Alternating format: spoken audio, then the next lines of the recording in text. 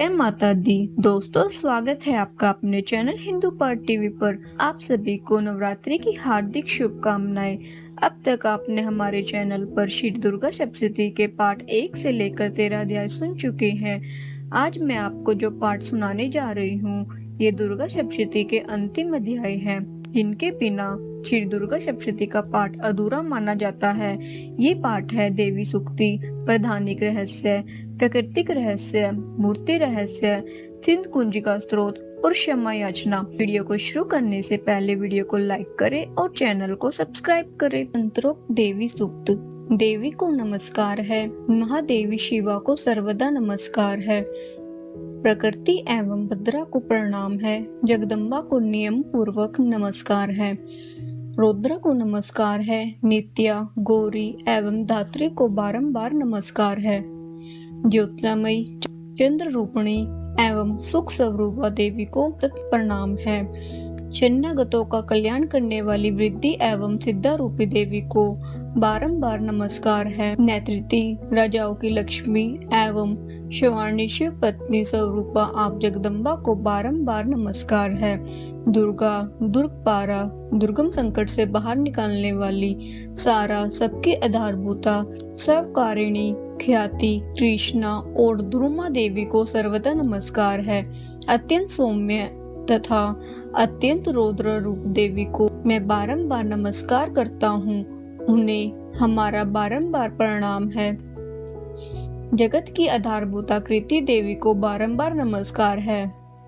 जो देवी सभी प्राणियों में विष्णु माया के रूप में कही जाती है, उनको नमस्कार, उनको नमस्कार, उनको मेरा बारंबार नमस्कार है। जो देवी सब प्राणियों में चेतना कहलाती है, उनको नमस्कार है, उनको नमस्कार है, उनको मेरा बारंबार नमस्कार है। जो देवी सब प्राणियों में बुद्धि रूप में स्थित है, उनको नमस्कार है, उनको नमस्कार है, उनको बारंबार नमस्कार है। जो देवी सब प्राणियों में निद्रा रूप से स्थित है, उनको नमस्कार है, उनको नमस्कार है, उनको बारंबार नमस्कार है। जो देवी सब प्राणियों में शुद्ध रूप से स्थित है, उनको नमस्कार है, उनको नमस्कार है, उनको बारंबार नमस्कार है। जो देवी सब प्राणियों में छाया रूप में स्थित है, उनको नमस्कार है, उनको नमस्कार है, उनको बारंबार नमस्कार है। जो देवी सब प्राणियों में शक्ति रूप में स्थित है, उनको नमस्कार है, उनको नमस्कार है, उनको नमस्कार है। जो देवी सब प्राणियों में तृष्णा रूप में स्थित है, उनको नमस्कार है, उनको नमस्कार है, उनको बारंबार नमस्कार है। जो देवी सब प्राणियों में शांति रूप में स्थित है, उनको नमस्कार है, उनको नमस्कार है, उनको बारंबार नमस्कार है। जो देवी सब प्राणियों में जाति रूप में स्थित है, उनको नमस्कार है, उनको नमस्कार है, उनको नमस्कार है। जो देवी सब प्राणियों में लज्जा रूप में स्थित है, उनको नमस्कार है, उनको नमस्कार है, उनको बारंबार नमस्कार है। जो देवी सब प्राणियों में शांति रूप में स्थित है, उनको नमस्कार है, उनको नमस्कार है, उनको बारंबार नमस्कार है। जो देवी सब प्राणियों में श्रद्धा रूप में स्थित है, उनको नमस्कार है, उनको नमस्कार है, उनको बारंबार नमस्कार है। जो देवी सब प्राणियों में कांति रूप में स्थित है, उनको नमस्कार है, उनको नमस्कार है, उनको बारंबार नमस्कार है। जो देवी सब प्राणियों में लक्ष्मी रूप में स्थित है, उनको नमस्कार है, उनको नमस्कार है, उनको नमस्कार है। जो देवी सब प्राणियों में वृत्ति रूप में स्थित है, उनको नमस्कार है, उनको नमस्कार है, उनको बारंबार नमस्कार है। जो देवी सब प्राणियों में प्रीति रूप से स्थित है, उनको नमस्कार है, उनको नमस्कार है, उनको बारंबार नमस्कार है। जो देवी सब प्राणियों में दया रूप में स्थित है, उनको नमस्कार है, उनको नमस्कार है, उनको बारंबार नमस्कार है। जो देवी सब प्राणियों में तुष्टि रूप में स्थित है, उनको नमस्कार है, उनको नमस्कार है, उनको बारंबार नमस्कार है। जो देवी सब प्राणियों में माता रूप में स्थित है, उनको नमस्कार है, उनको नमस्कार है, उनको बारंबार नमस्कार है। जो देवी सब प्राणियों में भ्रांति रूप से स्थित है, उनको नमस्कार है, उनको नमस्कार है, उनको नमस्कार है। जो जीवों के इंद्रिय वर्ग की अधिशास्त्री देवी एवं सब प्राणियों में सदा व्याप्त रहने वाली उन व्याप्ति देवी को बारंबार नमस्कार है, जो देवी चैतन्य रूप से संपूर्ण जगत को व्याप्त करके स्थित है। उनको नमस्कार है, उनको नमस्कार है, उनको बारंबार नमस्कार है। पूर्व काल में अपने अभीष्ट की प्राप्ति होने से देवताओं ने जिनकी स्तुति की तथा देवराज इंद्र ने बहुत दिनों तक जिनकी सेवा की, वह कल्याण की साधना भूता ईश्वरी हमारा कल्याण और मंगल करे तथा सभी आपत्तियों का सर्वनाश करे। उद्दंड दैत्यों से सताए हुए हम सभी जिन परमेश्वरी की इस समय नमस्कार करते हैं तथा जो भक्ति से विनम्र पुरुषों द्वारा स्मरण की जाने पर तत्काल ही संपूर्ण विपत्तियों का नाश कर देती है, वे जगदम्बा हमारा संकट दूर करे। देवी स्तुति समाप्त। प्रधानिक रहस्य शक्ति के तीनों रहस्य के नारायण ऋषि, अनुष्टुप्छन तथा माँ काली, माँ लक्ष्मी एवं माँ सरस्वती देवता है। शास्त्रोक्त फल की प्राप्ति के लिए जप में इनका विनियोग होता है। राजन बोले, भगवान आपने चंडिका के अवतारों की कथा मुझसे कही। ब्राह्मण, अब इन अवतारों की प्रधान प्रकृति का निरूपण कीजिए। दीपश्रेष्ठ, मैं आपके चरणों में पड़ा हूँ। मुझे देवी के जिस स्वरूप की और जिस विधि से आराधना करनी है वह सब यथार्थ रूप से बतलाइए। ऋषि कहते हैं, राजन, यह रहस्य परम गोपनीय है, इसे किसी से कहने योग्य नहीं बतलाया गया है, किंतु तुम मेरे भक्त हो, इसलिए तुमसे न कहने योग्य मेरे पास कुछ भी नहीं है। पुण्य परमेश्वरी माँ लक्ष्मी ही सबका आदि कारण है। वे ही दृश्य और अदृश्य रूप से संपूर्ण विश्व को व्याप्त करके स्थित है। हे राजन, वे अपनी 4 भुजाओं में मातुलुंग, गदा, खेट एवं पानपत्र और मस्तक पर नाग, लिंग तथा योनि इन वस्तुओं को धारण करती है। तपाए हुए सुवर्ण के समान उनकी कांति है, तपाए हुए सुवर्ण के समान उनके भूषण है। उन्होंने अपने तेज से इस शून्य जगत को परिपूर्ण किया है। परमेश्वरी माँ लक्ष्मी ने इस संपूर्ण जगत को शून्य देखकर केवल तमोगुण उपाधि के द्वारा एक अन्य उत्कृष्ट रूप धारण किया। वह रूप एक नारी के रूप में प्रकट हुआ, जिसके शरीर की कांति निखरे हुए काजल की भांति काले रंग की थी। नेत्र बड़े बड़े और कमर पतली थी। उसकी 4 भुजाएं ढाल, तलवार, प्याले और कटे हुए मस्तक से सुशोभित थी।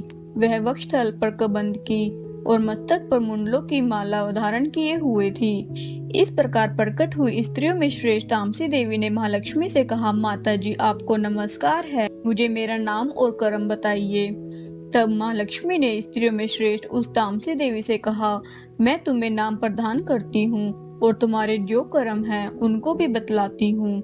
महामाया, महाकाली, महामारी, शुद्धा, त्रिशा, निर्दा, तृष्णा, एकवीरा, कालरात्रि तथा दुरत्या, ये सब तुम्हारे नाम है, जो कर्मों के द्वारा लोक में चरितार्थ होंगे। इन नामों के द्वारा तुम्हारे कर्मों को जानकर जो उनका पाठ करता है वह सुख भोगता है। राजन, माँ काली से यूं कहकर माँ लक्ष्मी ने अत्यंत शुद्ध सतगुण के द्वारा दूसरा रूप धारण किया, जो चंद्रमा के समान गौरव वर्ण था। वह श्रेष्ठ नारी अपने हाथों में अक्षमाला, अंकुश, वीणा तथा पुस्तक धारण किए हुए थी। माँ लक्ष्मी ने उसे भी नाम प्रदान किए, महाविद्या, महावाणी, भारती, वाक, सरस्वती, आर्या, ब्राह्मी, कामधेनु, वेदगर्भा तथा दिदेश्वरी, ये तुम्हारे नाम होंगे। तदंतर माँ लक्ष्मी ने माँ काली और माँ सरस्वती से कहा, देवियों, तुम दोनों अपने अपने गुणों के योग्य स्त्री पुरुष के जोड़े उत्पन्न करो। उन दोनों से यो कहकर माँ लक्ष्मी ने पहले ही स्त्री पुरुष का जोड़ा उत्पन्न किया। वे दोनों हिरण्यगर्भ, निर्मल ज्ञान से संपन्न, सुंदर तथा कमल के आसन पर विराजमान थे। उनमें से एक स्त्री थी और दूसरा पुरुष था। तत्पश्चात माता माँ लक्ष्मी ने पुरुष को ब्राह्मण, विदे, विरीश तथा धात इस प्रकार संबोधित किया और स्त्री को श्री, पद्मा, कमला, लक्ष्मी इत्यादि नाम से पुकारा। इसके बाद माँ काली और माँ सरस्वती ने भी एक एक जोड़ा उत्पन्न किया। इनके भी रूप और नाम मैं तुम्हें बतलाता हूँ। माँ काली ने कंठ में नील चिन्ह से युक्त लाल भुजा, श्वेत शरीर और मस्तक पर चंद्रमा का मुकुट धारण करने वाले पुरुष को तथा गोरे रंग की स्त्री को जन्म दिया। वह पुरुष रुद्र, शंकर, स्थाणु, कपर्दी और त्रिलोचन के नाम से प्रसिद्ध हुआ तथा स्त्री के त्रयी विद्या, कामधेनु, भाषा, अक्षरा और सवरा ये नाम हुए। राजन, माँ सरस्वती ने गोरे रंग की स्त्री और श्याम रंग के पुरुष को प्रकट किया।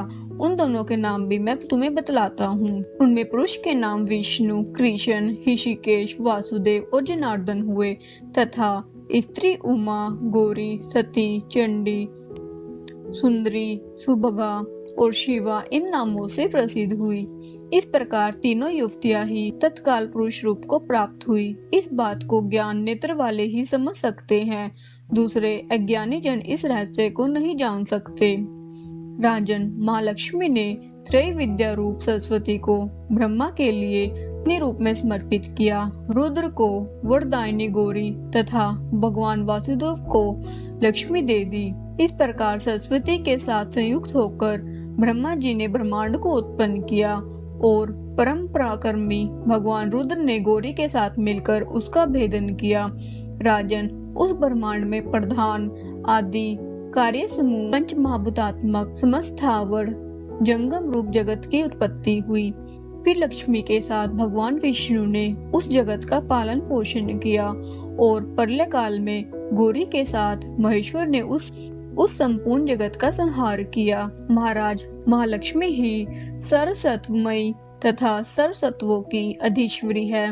वे ही निराकार और साकार रूप में रहकर नाना प्रकार के नाम धारण करती है। गुणवाचक सत्य, ज्ञान, चित्त, महामाया आदि नामांतरों से इन महालक्ष्मी का निरूपण करना चाहिए।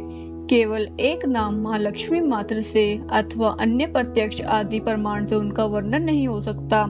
इस प्रकार प्रधानिक रहस्य समाप्त हुआ। वैकृतिकम रहस्य ऋषि कहते हैं, हे राजन, पहले जिन सत्प्रधाना त्रिगुणमयी महालक्ष्मी के तामसी आदि भेद से 3 स्वरूप बतलाए गए, वे ही शर्वा, चंडिका, दुर्गा, भद्रा और भगवती आदि नाम से कही जाती है। तमोगुणमय महाकाली भगवान विष्णु की योग निद्रा कही गई है। मधु और कैटम का नाश करने के लिए ब्रह्मा जी ने जिनकी स्तुति की थी, उन्हीं का नाम महाकाली है। उनके 10 मुख, 10 भुजाएं और 10 पैर है। वे काजल के समान काले रंग की है तथा 30 नेत्रों की विशाल पंक्ति से सुशोभित होती है। भूपाल, उनके दांत तथा दाढ़े चमकती रहते हैं। यद्यपि उनका रूप भयंकर है, तथापि वे रूप सौभाग्य, कांति एवं महती संपदा की अधिष्ठान है। वे अपने हाथों में खड्ग, बाण, गदा, शूल, चक्र, शंख, भुशुंडी, पृग, धनुष तथा जिससे रक्त चूता रहता है ऐसा कटा हुआ मस्तक धारण करती है। ये माँ काली भगवान विष्णु की दुस्तर माया है। आराधना करने पर ये चराचर जगत को अपने उपासक के अधीन कर देती है। संपूर्ण देवताओं के अंगों से जिनका प्रादुर्भाव हुआ था, वे अनंत कांति से युक्त साक्षात महालक्ष्मी है। उन्हें ही त्रिगुणमय प्रकृति कहते हैं तथा वे ही महिषासुर का मर्दन करने वाली है। उनका मुख गोरा, भुजाएं श्याम, तन मंडल अत्यंत श्वेत, कटिभाग और चरण लाल, जंगा और पिंडली नीले रंग की है। अजय होने के कारण उनको अपने शौर्य का अभिमान है। कटकी आगे का भाग भूरंगे वस्त्र से आच्छादित होने के कारण अत्यंत सुंदर एवं विचित्र दिखाई देता है। उनकी माला, वस्त्र, आभूषण, अंगराग सभी विचित्र है। वे कांति रूप सौभाग्य से सुशोभित है। यद्यपि उनकी हजारों भुजाएं हैं, तथापि उन्हें 18 भुजाओं से युक्त मानकर उनकी पूजा करनी चाहिए। अब उनके दाहिने ओर के निचले हाथ से लेकर बाईं ओर के निचले हाथ तक कर्मशः जो अस्त्र है उनका वर्णन किया जाता है। अक्षमाला, कमल, बाण, खड्ग, वज्र, गदा, चक्र, त्रिशूल, परशु, शंख, घंटा, पाश, शक्ति, दंड, चरम, धनुष, पान पात्र और कमंडलू इन आयुधों से उनकी भुजाएं विभूषित है। वे कमल के आसन पर विराजमान है, सर्वदेवमयी है तथा सबकी ईश्वरी है। हे राजन, जो इन महालक्ष्मी देवी का पूजन करता है वह सब लोकों तथा देवताओं का भी स्वामी होता है। जो एकमात्र सतगुण के आश्रित हो पार्वती के शरीर से प्रकट हुई थी, तथा जिन्होंने शुंभ नामक दैत्य का संहार किया था वे साक्षात सरस्वती कही गई है। हे पृक्षिपते, उनकी 8 भुजाएं हैं तथा वे अपने हाथों में क्रमशः बाण, मूसल, शूल, चक्र, शंख, घंटा, हल एवं धनुष धारण करती है। ये सरस्वती देवी जो निशुंभ का मर्दन तथा शुंभासुर का संहार करने वाली है, भक्ति पूर्वक पूजित होने पर सर्वज्ञता प्रदान करती है। राजन, इस प्रकार तुमसे महाकाली आदि तीनों मूर्तियों के स्वरूप बतलाए। अब जगत माता माँ लक्ष्मी की तथा इन महाकाली आदि तीनों मूर्तियों की पृथक पृथक उपासना श्रवण करो। जब महालक्ष्मी की पूजा करनी हो तो तब उन्हें मध्य में स्थापित करके उनके दक्षिण तथा और वाम भाग में क्रमशः महाकाली और महासरस्वती का पूजन करना चाहिए और पृष्ठ भाग में तीनों युगल देवताओं की पूजा करनी चाहिए। महालक्ष्मी के ठीक पीछे मध्य भाग में सरस्वती के साथ ब्रह्मा का पूजन करें। उनके दक्षिण भाग में गौरी के साथ रुद्र की पूजा करें तथा वाम भाग में लक्ष्मी सहित विष्णु का पूजन करें। महालक्ष्मी आदि तीनों देवियों के सामने निमंकित तीनों देवियों की भी पूजा करनी चाहिए। मध्यस्थ महालक्ष्मी के आगे मध्य भाग में 18 भुजाओं वाले महालक्ष्मी का पूजन करें। उनके वाम भाग में 10 मुखों वाली महाकाली का तथा दक्षिण भाग में 8 भुजाओं वाली माँ सरस्वती का पूजन करें। हे राजन, जब केवल 18 भुजाओं वाली महालक्ष्मी का अथवा 10 मुखी काली का अष्टभुजा सरस्वती का पूजन करना हो तो तब सब अरिष्टों की शांति के लिए इनके दक्षिण भाग में काल की, वाम भाग में मृत्यु की भली भांति पूजा करनी चाहिए। जब शुंभासुर का संहार करने वाली अष्टभुजा देवी की पूजा करनी हो तो तब इनके साथ उनकी 9 शक्तियों का और दक्षिण भाग में रुद्र एवं वाग भाग में गणेश जी का भी पूजन करना चाहिए। ब्राह्मी, माहेश्वरी, कुमारी, वैष्णवी, वराई, नारसिंही, इंद्री, शिवदूती तथा चामुंडा ये 9 शक्तियां हैं। नमो देव्य, इस स्रोत से माँ लक्ष्मी की पूजा करनी चाहिए तथा उनके तीनों अवतारों की पूजा के समय उनके चरित्रों में जो स्रोत और मंत्र आए हैं उन्हीं का उपयोग करना चाहिए। 18 भुजाओं वाली महिषासुरमर्दिनी माँ लक्ष्मी ही विशेष रूप से पूजनीय है क्योंकि वे ही माँ काली, माँ लक्ष्मी और माँ सरस्वती कहलाती है। वे ही पुण्य पापों की अधीश्वरी तथा संपूर्ण लोकों की महेश्वरी है। जिसने महिषासुर का अंत करने वाली महालक्ष्मी की भक्ति पूर्वक आराधना की है वही संसार का स्वामी है। तय जगत को धारण करने वाली भक्त वत्सला भगवती चंडिका की भी अवश्य पूजा करनी चाहिए। अर्घ्य आदि से आभूषणों से गंध, पुष्प, अक्षत, धूप, दीप तथा नाना प्रकार के भक्ष्य पदार्थों से युक्त नैवेद्यों से, रक्त सिंचित बलि से, मांस से तथा मदिरा से भी देवी का पूजन होता है। हे राजन, बलि और मांस आदि से की जाने वाली पूजा ब्राह्मणों को छोड़कर बताई गई है। उनके लिए मांस और मदिरा से कहीं भी पूजन का विधान नहीं है। प्रणाम। आचमन के योग्य जल, सुगंधित चंदन, कपूर और तांबूल आदि सामग्रियों को भक्ति भाव से निवेदन करके देवी की पूजा करनी चाहिए। देवी के सामने बाएं भाग में कटे मस्तक वाले माँ दैत्य महिषासुर का पूजन करना चाहिए जिसने भगवती के साथ सायुज्य प्राप्त कर लिया है। इसी प्रकार देवी के सामने दक्षिण भाग में उनके वाहन सिंह का पूजन करना चाहिए जो संपूर्ण धर्म का प्रतीक एवं षड्विध ऐश्वर्य से युक्त है। उसी ने इस चराचर जगत को धारण कर रखा है।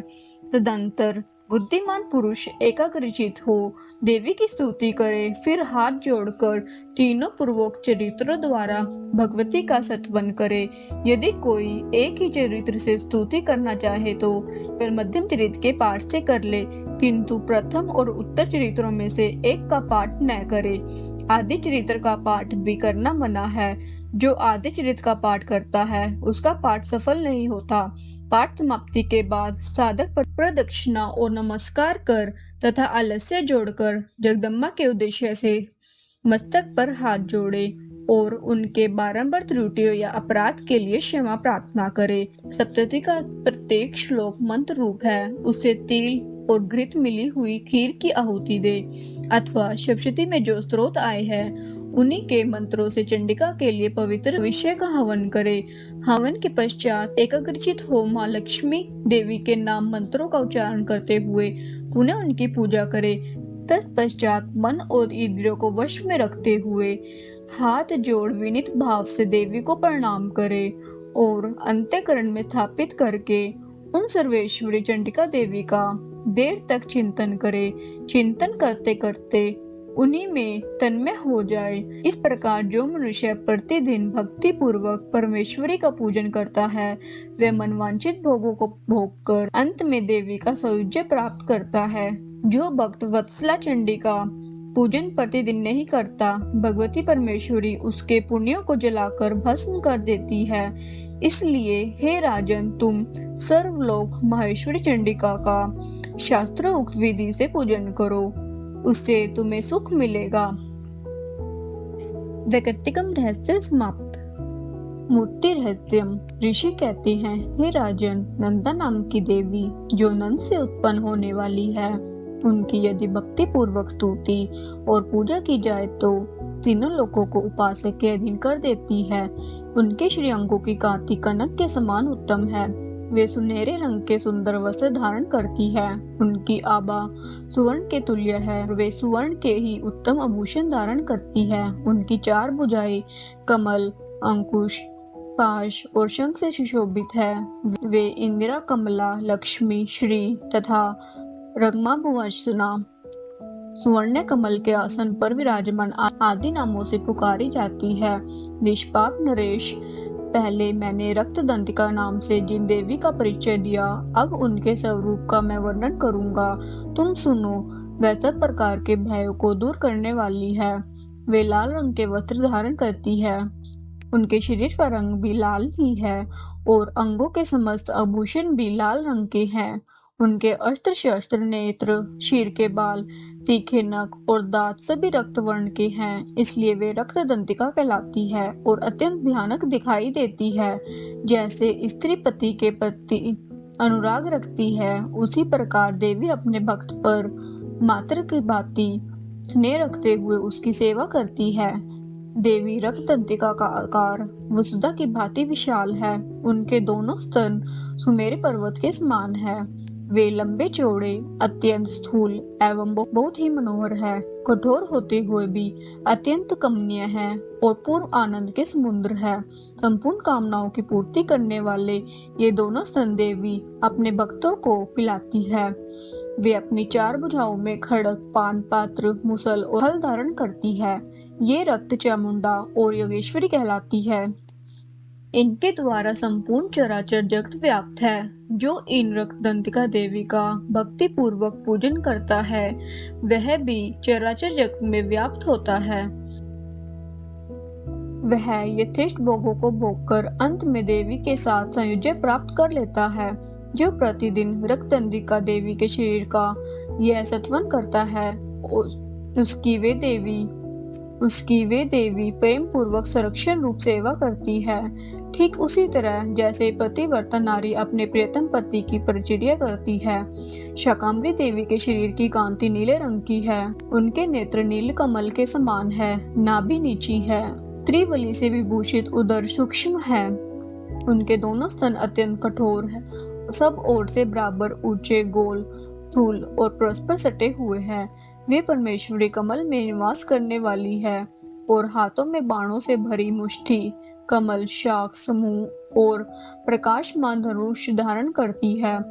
वह शाख समूह अनंत मनवांचित रसों से युक्त तथा क्षुधा, तृषा और मृत्यु के भय को नष्ट करने वाला तथा फूल, पल्लव, मूल आदि एवं फलों से संपन्न है। वे ही शाकंभरी, शताक्षी तथा दुर्गा कही गई है। वे शोक से रहित, दुष्टों को दमन करने वाली तथा पाप और विपत्ति को शांत करने वाली है। उमा, गौरी, सती, चंडी, कालिका और पार्वती भी वे ही है। जो मनुष्य शाकंभरी देवी की स्तुति, ध्यान, जप, पूजा और वंदना करता है वह शीघ्र ही अन्न, पान एवं अमृत रूप अक्षय फल का भागी होता है। भीमा देवी का वर्ण भी नील है। उनके दांडे और दांत चमकते रहते हैं। उनके नेत्र बड़े बड़े हैं। स्वरूप स्त्री का है। स्तन गोल गोल और स्थूल है। वे अपने हाथों में चंद्रहास नामक खड़ग, डमरू, मस्तक और पान पत्र धारण करती है। वे ही एक वीरा, कालरात्रि और कामदा कहलाती है और इन नामों से प्रशंसित होती है। भ्रामरी देवी की कांति विचित्र है। वे अपने तेजोमंडल के कारण दुर्दर्श दिखाई देती है। उनका अंगराग भी अनेक रंग का है। वे चित्र विचित्र आभूषणों से विभूषित है। चित्र, ब्रह्म, प्राणी और महामारी आदि नामों से उनकी महिमा का गान किया जाता है। हे राजन, इस प्रकार जगत माता चंडिका देवी की ये मूर्तियां बतलाई गई हैं, जो कीर्तन करने पर कामधेनु के समान संपूर्ण कामनाओं को पूर्ण करती है। ये परम गोपनीय रहस्य है। तुम्हें दूसरे किसी को नहीं बतलाना चाहिए। इसे तुम्हें दूसरे किसी को नहीं बतलाना चाहिए। दिव्य मूर्तियों का यह आख्यान मनवांछित फल देने वाला है। प्रयत्न करके तुम निरंतर देवी के जप में लगे रहो। शिव क्षत्रिय के मंत्रों का पाठ मात्र से मनुष्य 7 जन्मों में उपार्जित ब्रह्म हत्या सदृश घोर पातकों एवं समस्त कलमशों से मुक्त हो जाता है। इसलिए मैंने पूर्ण प्रयत्न करके देवी के गोपनीय से भी अत्यंत गोपनीय ध्यान का वर्णन किया है, जो सब प्रकार के मनवांछित फलों को देने वाला है। उनके प्रसाद से तुम सर्वमान्य हो जाओगे। देवी सर्वरूपमयी है तथा संपूर्ण जगत देवी में है। अतः मैं उन विश्व रूपा परमेश्वरी को नमस्कार करता हूँ। मूर्ति रहस्य समाप्त। शिवजी जी बोले, हे देवी सुनो, मैं उत्तम कुंजिका स्त्रोत का उपदेश करूंगा, जिस मंत्र के प्रभाव से देवी का जप अर्थात पाठ सफल होता है। कवच, अर्गला, कीलक, रहस्य, सूक्त, ध्यान, न्यास, यहाँ तक कि अर्चन की भी आवश्यकता नहीं है। केवल कुंजिका के पाठ से ही दुर्गा पाठ का फल प्राप्त हो जाता है। यह कुंजिका अत्यंत गुप्त और देवों के लिए भी दुर्लभ है। हे पार्वती, सवयोनि की भांति प्रयत्न पूर्वक गुप्त रखना चाहिए। यह उत्तम कुंजिका स्त्रोत केवल पाठ के द्वारा मारण, मोहन, वशीकरण, स्तंभन और उच्चाटन आदि उद्देश्य को सिद्ध करता है। मंत्र इस प्रकार है। ओम ऐं ह्रीं क्लीं चामुंडाय विचे। ओम ग्लौम हूं क्लीं जूं स्तः ज्वालाय ज्वालय ज्वल ज्वल प्रज्वल प्रज्वल। ऐं ह्रीं क्लीं चामुंडाय विचे ज्वल हम सम लम शम फट स्वाहा। अर्थात हे रुद्रपणी तुम्हें नमस्कार है। हे मधु दैत्य को मारने वाली तुम्हें नमस्कार है। हे कैटम विनाशनी को नमस्कार है। महिषासुर को मारने वाली देवी तुम्हें नमस्कार है। शुंभ का हनन करने वाली और निशुंभ को मारने वाली देवी तुम्हें नमस्कार है। हे माँ देवी, मेरे जप को जागृत और सिद्ध करो। एंकार के रूप में सृष्टि रूपनी, हिम के रूप में सृष्टि का पालन करने वाली, कलिंग के रूप में काम रूपनी की बीज रूपनी देवी तुम्हें नमस्कार है। चामुंडा के रूप में तुम चंड विनाशनी और यकैर के रूप में वर देने वाली हो। विजय के रूप में तुम नित्य ही अभय देती हो। इस प्रकार ऐं ह्रीं क्लीं चामुंडाय विचे तुम्हारे इस मंत्र का स्वरूप है। धाम धीम धूम के रूप में दुर्जटी अर्थात शिव की तुम पत्नी हो। वाम वीम वुम के रूप में तुम वाणी की अधीश्वरी हो। क्राम क्रीम क्रूम के रूप में कालिका देवी हो। शाम शीम शुम के रूप में तुम मेरा कल्याण करो। हुम हुम हुमकार स्वरूपणी, जम जम जमनांदनी, भ्राम भ्रीम भ्रूम के रूप में हे कल्याणकारी भैरवी भवानी तुम्हें बार बार प्रणाम है। अंग कण चन टन तन पम यम शम वी दुम एम वीम हम शम दिजांग्रम इन सबको तोड़ो और दीप्त करो स्वाहा। पाम पीम पुम के रूप में तुम पार्वती हो। खाम खीम खूम के रूप में तुम खेचरी अर्थात आकाशचारिणी अथवा खेचरी मुद्रा हो। साम सीम स्वरूपनी सप्तशती देव के मंत्र को मेरे लिए सिद्ध करो। यह सिद्ध कुंजिका स्त्रोत मंत्र को जगाने के लिए है। इसे भक्तिहीन पुरुष को नहीं देना चाहिए। हे पार्वती, इस मंत्र को गुप्त रखो। हे देवी, जो बिना कुंजिका के सप्तशती का पाठ करता है उसे उसी प्रकार सिद्धि नहीं मिलती जिस प्रकार वन में रोना निरर्थक होता है। सिंध कुंजिका स्त्रोत समाप्त। क्षमा याचना। हे परमेश्वरी, मेरे द्वारा रात दिन सहस्त्र अपराध होते रहते हैं। यह मेरा दास है, यो समझकर मेरे उन अपराधों को तुम कृपा पूर्वक क्षमा करो। हे परमेश्वरी, मैं आह्वान नहीं जानता, विसर्जन नहीं जानता तथा पूजन करने का भी ढंग नहीं जानता। हे माता, मुझे क्षमा करो। हे देवी सुरेश्वरी, मैंने जो मंत्रहीन, क्रियाहीन और भक्तिहीन पूजन किया है वह सब आपकी कृपा से पूर्ण हो। सैकड़ों अपराध करके भी जो तुम्हारी शरण में जाकर जगदम्बा पुकारता है उसे वह गति प्राप्त होती है जो ब्रह्मादि देवताओं के लिए भी सुलभ नहीं है। हे जगदम्बे, मैं अपराधी हूँ, किंतु मैं तुम्हारी शरण में आया हूँ। इस समय मैं दया का पात्र हूँ, तुम जैसा चाहो वैसा करो। हे देवी परमेश्वरी, अज्ञान से, भूल से अथवा बुद्धि भ्रांत होने के कारण मैंने जो न्यूनता या अधिकता कर दी है वह सब क्षमा करो और प्रसन्न हो जाओ। हे सच्चिदानंद रूपा परमेश्वरी, जगत माता कामेश्वरी, तुम प्रेम पूर्वक मेरी यह पूजा स्वीकार करो, मुझ पर प्रसन्न रहो। हे देवी सुरेश्वरी, तुम गोपनीय से भी गोपनीय वस्तु की रक्षा करने वाली हो। मेरे निवेदन किए गए इस जप को ग्रहण करो, मुझे सिद्धि प्राप्त हो। तुम्हारी कृपा से मुझे सिद्धि प्राप्त हो। जय माता दी।